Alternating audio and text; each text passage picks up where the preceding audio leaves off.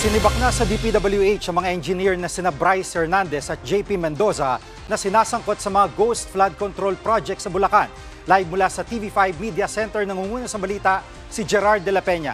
Gerard, ito na ba sinasabi ni Secretary Vince Dizon na paglilinis sa DPWH?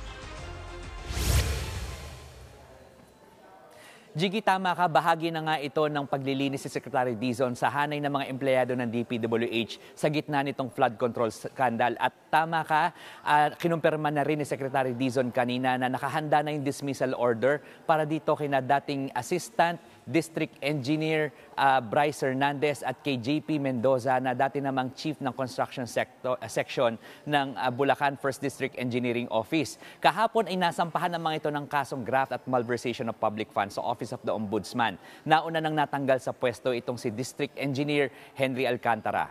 Jiggy. Parang sinasabi ni Secretary Dizon, mas gusto niya na yung mga madadaling isampang reklamo para sigurado na kumbaga pati AMLAC ay ma-alerto, no? Bukod sa kanila, sino pa yung ibang mga sasampahan na reklamo?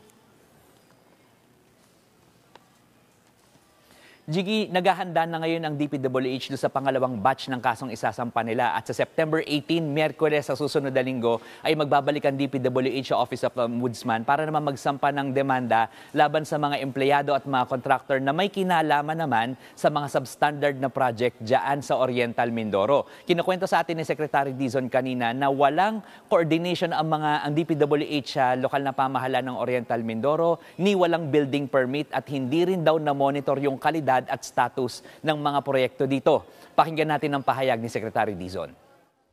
Masyado pong madami. Wala po kaming tao. Sinabi yan ni Alcantara. Nung kinausap ng mga tao natin si Regional Director Pakanan ng Oriental Mindoro, hindi ka pwede magpatayo ng kahit ano, kahit na government project pa yan, kung wala kang building permit. Yun, doon pa lang pwede ka nang makulong eh. At Gerard, bukod sa pagsasampa na reklamo, may iba pa bang legal na hakbang na gagawin si Secretary Dizon laban sa mga dawit dito sa isyu ng korupsyon?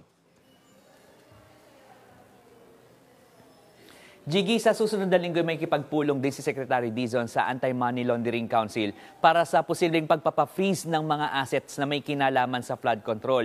Ang sinasabi rin Secretary Dizon, kailangan maibalik ang pera sa taong bayan dahil bilyong-bilyong piso ang pinag-uusapan dito.